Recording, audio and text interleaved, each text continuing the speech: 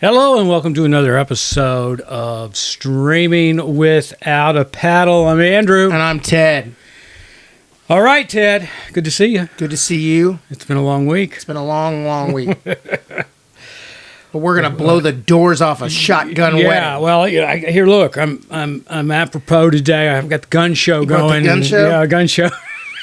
It's a small caliber gun show. Yeah, but it's there. It's a gun show nonetheless. So I've got some decent ones going, but yeah. that's because I'm about to get married. Yeah. Speaking of shotgun marriages, I'm about to get married, so I've been hitting the gym very hard in trying to keep the body from my youth. Not my small youth, because I was an obese child, but like 22 to 28. Yeah, I'm going to be embarking on a little fitness regimen. I hate the wintertime because in the wintertime, I've just become a cocoon and I don't do what I do. And I run. I'm a runner. I'm a runner. I love running. I like running a lot too. I love running. But as soon as the temperature drops below, 70, I forget it. I don't run in under 70 weather. I have to sweat. I have to get out. I call it a treadmill. You should just get a treadmill. I got one. You don't like it? Can't stand it. Well, I got a bad knee, and it really, after a couple of miles, it really hurts my knee because there's just not a lot of cushion. Yeah, I don't run outside. I run on a treadmill. Oh, see, I'm just the opposite. I do intervals. Like I'll sprint for 2 minutes. Yeah, do burns. I'll walk for a minute, and I'll sprint for 2 minutes. Oh, yeah, no, not sprint, but like a good 3/4 pace, about a 6-minute mile, and then drop it back to like a 10-minute mile. Yeah, no, I get out. I'll warm up, walk, warm up, stretch, and then I hit it. And I've got around the neighborhood here a 2-mile, exactly 2-mile lap. So, and then I've got like a half a mile warm up area that I walk and stretch while I'm doing all that. But anyway, I'll hit the 2-mile section and I'll run and I'll do what I call burns. Mm-hmm. And I try to set a good pace to begin with. But, I just get in my mind, okay, I just took the ball and I'm running for the end zone. And I'll try to get a 40, 50-yard sprint in. And then I'll be back down to my normal pace. This is important because Josh Duhamel, whatever it is, he looks great for his age. He does. Dumel. Yeah, that's it. Josh Dumel. I have noticed, I am 43, about to be 44 in August. I have noticed that I don't gain any weight and I work out every day. But like now there's just like pockets of weird skin that are happening. And I'm like, what is it? Or like fat that I can't quite get rid of anymore. And everybody's like, and I don't eat bad. So everybody's like, yeah, you're just old. And I'm like, how do those older old guys do it? And it's like, well, if you're in Hollywood, you have a personal trainer, personal chef, and you're on testosterone and HGH. Yeah, you got to work out harder. I found that out. I work out so much harder now than I used to. I found for me when I was in my 40s running, for me to have the results today in my 50s, I have to run harder to burn it off. And I fluctuate in the year about 10 pounds. At the end of the summer, I'm 10 pounds lighter, but at the beginning of spring, I'm 10 pounds heavier. I'm 205 to 215 at any point in time. Yeah. Right now, probably I know what I am, actually. I'm 212 right now. But by the time we get married, I'll be 205. There you go. Because I'll have the month before, I won't have any alcohol. I already don't have any sugar. I won't have any bread. And I'll do the same workouts and be doing construction. Going keto. Basically, yeah. Yeah. I'll have like a cup of rice a day. Yeah. But enough talking about our fitness regime. Right. Welcome to Fitness America. Yeah. I'm Andrew. I'm Ted. We're a new podcast. Anyway, today we are reviewing Shotgun Wedding. It's on Amazon Prime Video. And remember, if you've got Amazon Prime, meaning you pay every year for free delivery, you've got Amazon Prime Video. So please take advantage of that. It comes with it. It's 1 hour and 40 minutes long. It's a rom-com, and it stars Jennifer Lopez, or J-Lo. J-Lo. Yeah, and Josh Duhamel. and Jennifer Coolidge, Cheech Marin. Cheech Marin. Yeah, it's Lenny, good seeing him. Oh, I love Cheech. I love Cheech. it. Yeah. Lenny Kravitz. Lenny Kravitz was probably the best part of the movie. Yeah, and Darcy Carden. Yeah. Those are your principals in this movie. So anyway, it's a rom-com. I think we just came off a rom-com too. No, Isn't it I more think of a action rom? action? Well, That's a new genre, but it's I looked it up and it's billed as a romantic comedy, but there's a lot of action in it. there's a ton of action. So and blood. Mm-hmm. Not gory blood, but just blood. So, but anyway, all right. In a nutshell, he's a former Major League Baseball designated hitter, and he's marrying Jennifer Lopez's character, and he wants this wedding to be perfect because he's deeply in love with her, and so he books an island in the Philippines. Mm-hmm. And to have this wedding, but it's kind of a low cost wedding. It's dangerous. It's a low cost island. Yeah. It's a budget island. Let's put it that way. It's a budget island. There are fancier islands and fancier resorts, but you look at it and the resort looked really nice in the movie. But Yeah. it's sold as being a budget friendly kind of deal, and but they're pirates, marauding pirates that attack the islands and the visitors and steal from them, and they're not real killer type pirates, you understand. They just want money. Yeah. So you can say, and it's not a spoiler because if you watch the trailer for it, you get the picture right away, and the pirates hit the island. But there is a twist to why the pirates hit the island. Yeah. So anyway, that's all of in a nutshell. So this movie is like a crappier version of the Sandra Bullock, Channing Tatum, Brad Pitt movie that also came out on Amazon Prime. Do you remember that one? Did you watch it? This was a crappier version of that. You know what? I wrote the name of that down, and it's got Daniel Radcliffe in it. It's so good. Who plays the bad guy? And we talked about it before. I can't remember the name, and I wrote it down somewhere. Well, because I couldn't remember it. I'm going to tell you right now because these people should go watch that if they remotely like this movie. Well, here's The Lost City. The Lost City. That's right. So here's my thing with this movie is, again, we've seen it before. It's a new spin. I mean, The Lost City is kind of a version of it as well. I watched it twice. Okay, I watched it as part of the show, my business, part of my work. And my wife came home yesterday from work, and I knew she did not have a good day because she put on a girl flick, The Other Guy. Okay. And so whenever I know, and this is just years and years of marriage, guys, if you learn this as you go, okay, it becomes a light bulb moment. If your wife comes home and puts on a movie where there's a guy that she's, the villain type in it, Mm-hmm. she's had a bad day because she needs somebody to take the blame. So, but I saw she had the other woman on, and I made a nice dinner for her, Mm-hmm. and we ate dinner and went upstairs, and she wanted to watch something. I forget what it was, and I said, no, I got something for you.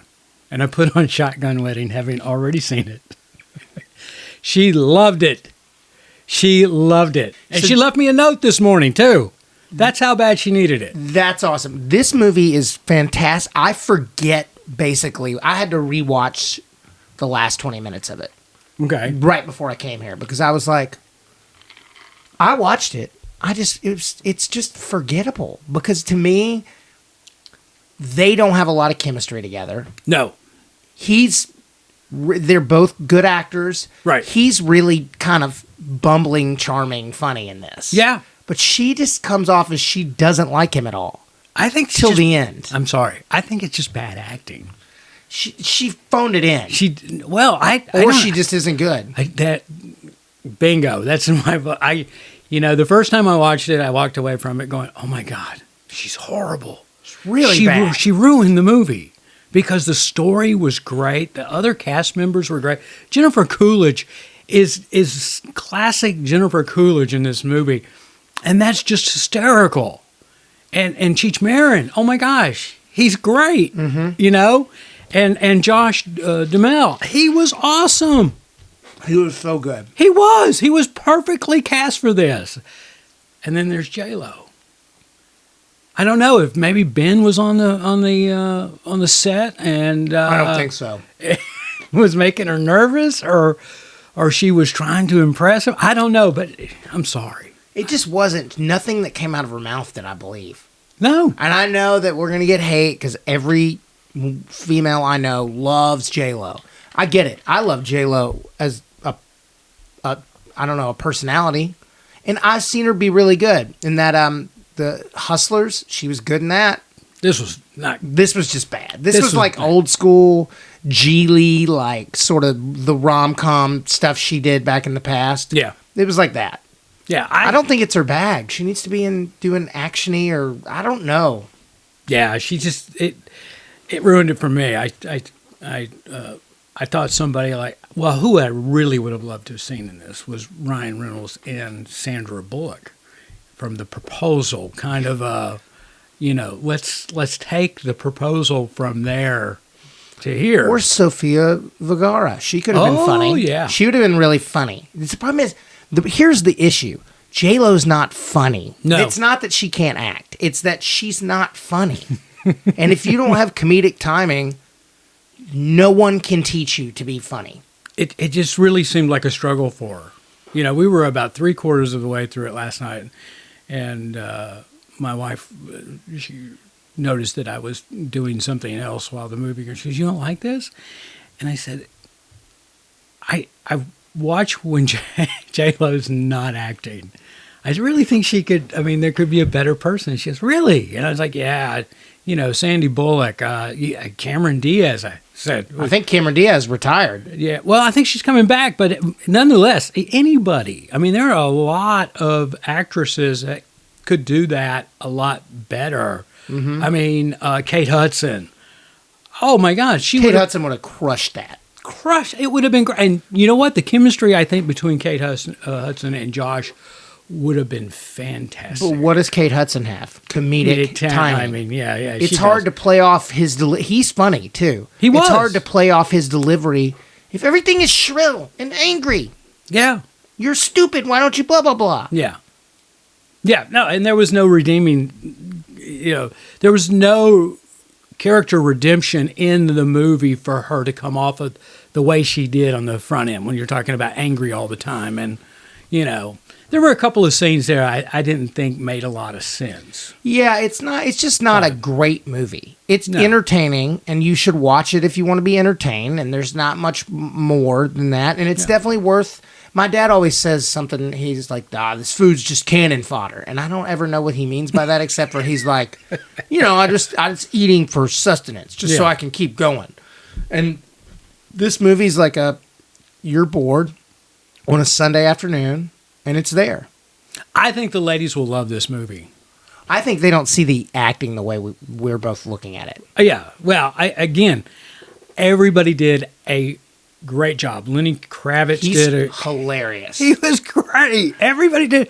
It was just so disappointing when the focus went to J-Lo. Yeah. Lenny Kravitz plays her ex-boyfriend that the dad loves and everybody loves because he's so cool, and Yeah, and he works for the dad who's super rich. Yeah. Got a big company, and you know, I'm not going to ruin the spoiler of the movie because I don't think it shows up in any trailers or any write-ups about it. But there's a good twist in there with Lenny Kravitz and Cheech Marin but anyway, I'll say this. It was a lot better the second time than it was the first time, because I was just so hung up on how horrible J-Lo was. I'll also say it doesn't help her. I don't think the script was wonderfully written. Yeah. I think it was okay. Yeah, I think they could have punched. No, you're absolutely right. They right. could have punched some jokes up, and I know Jennifer Coolidge is definitely like improving some of that. Yeah. Because she's too funny. Yeah, she was, yeah. And like I said, there were times in the script and in the story there that just made no sense whatsoever. Yeah. Why are you, they're getting married in the morning of the wedding. This is not a spoiler by any means, but she sends Josh a text and says, "I need to see you," or something to that effect. So prior to the wedding, and of course he's freaking out because he's thinking she's calling it off, and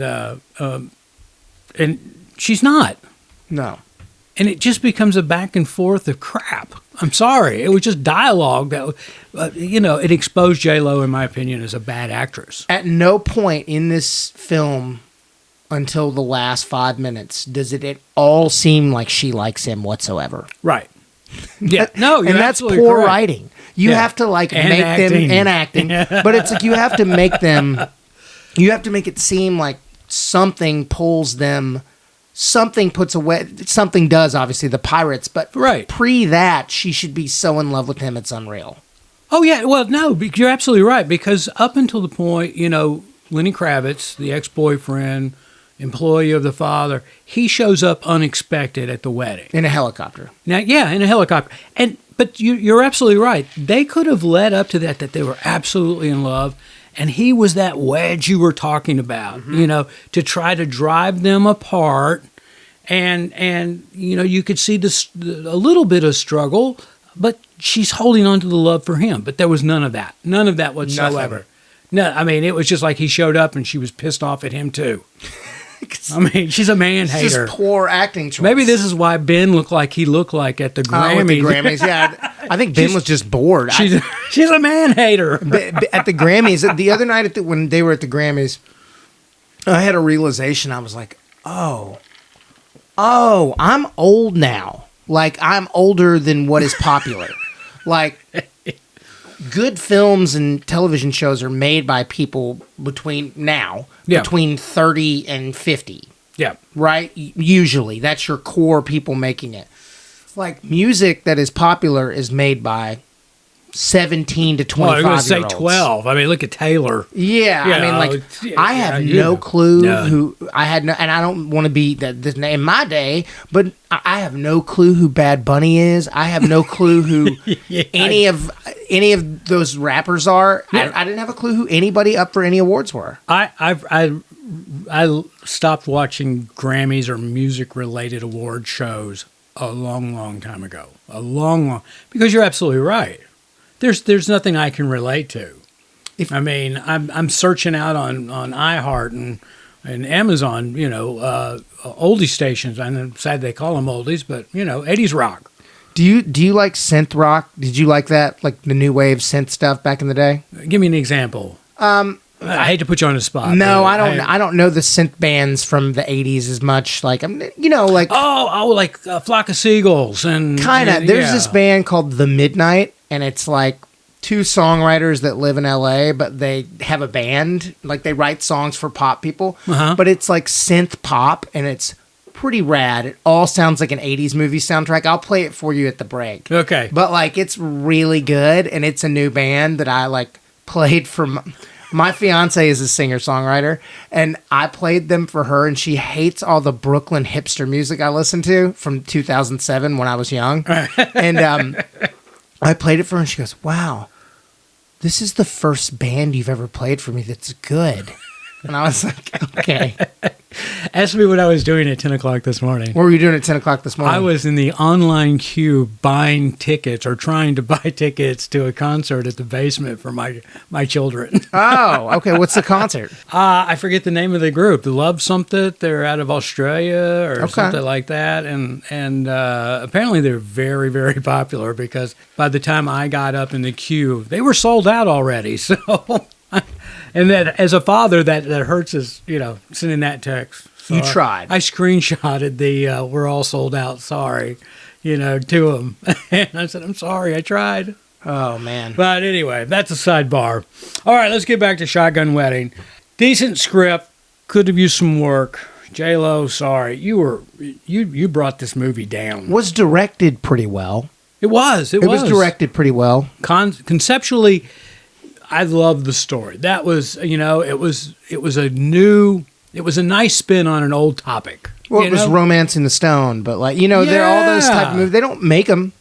No, that's why I was telling beforehand. I don't want to get on here and bash this movie like it's terrible, but I didn't love it. It wasn't memorable to me, but like I think these movies are important to be made because right now we're in a world where it's like $2 million and under independent movies or 100 million plus movies. There's none of these. Like, to put in perspective, when I was in The Help, that was a $18 million movie, right? Those aren't made anymore. Right. That's unheard of because they don't think the juice is worth the squeeze in LA or Hollywood or whoever finances it. Yeah. But this is one of those movies. Yeah, I read an article not long ago, last week, and that's exactly what they were talking about. That there's just not a lot of interest in Hollywood in making these movies, and this pressure is now leaned onto the streaming services that, And I'm just gonna say it. I've not ever been cast in anything that Netflix puts out, but I'm gonna say it. Netflix tries to do stuff like this, and it's horrible. Like all their movies that they do, pretty much every original Netflix movie is garbage. The young teen sort of rom-com things they do. Mm-hmm. It's shocking because they're Netflix and they have more money than anybody. Right. Like, put some quality into it. Maybe flush a script out. Yeah, they could save some money, but they do, and not to really pick on Netflix, because they do some good stuff, because we just watched the Glass Onion. Yeah, they didn't. You know what I'm talking about. I do. I get Their little $5 million movies they do. Right. The Kissing Booth. I actually like She's Out of Your League. Falling for Christmas. Yeah. I mean, I liked it, full Lohan, but it's not good. That's exactly my point. They're not good. They're guilty pleasures. Yeah, I get it. I think Amazon, and I've said this on here before, Amazon, when they put something out, this was much better than any one of those Netflix straight release streaming, not Glass Onion, but their movies. Right. No, I understand. You're absolutely. There's no argument here. No. You can go down the list of Amazon movies. They're all good, pretty good. Right. None of them are ugh. Yeah. No, I'm with you. I am totally with you. I agree. I've had a lot of caffeine this morning. I'm just getting started. All right. Well, again, the movie is a Shotgun Wedding. Amazon Prime Video. If you got Amazon Prime, you've got the video part of it. It's a rom-com with action. I'd say watch it. I'd say watch it. It's just not super memorable. It is no Win a Date with Tad Hamilton. It is no Emerald of the Lost City. It is no Romancing the Stone. But if you have that, it will scratch that itch. Yeah, again, I think if they just cast somebody other than J-Lo in it, then it would have been a really, really good movie. It's still fun. It's still worth watching. It is. I'm not.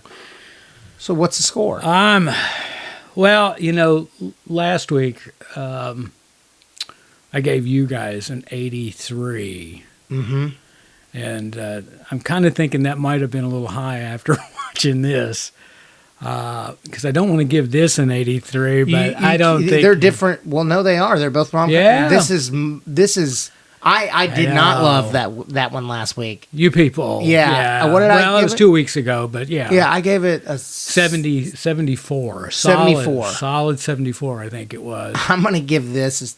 I'll go first. Okay, go. I'm going to give this exactly 70. It's a C, and it is riding the line, but it is a C. Yeah. I feel like Jonah Hill last week and Lauren London were just much more charming, and I believed them, and the scenes they had together were very funny and charming. Yeah.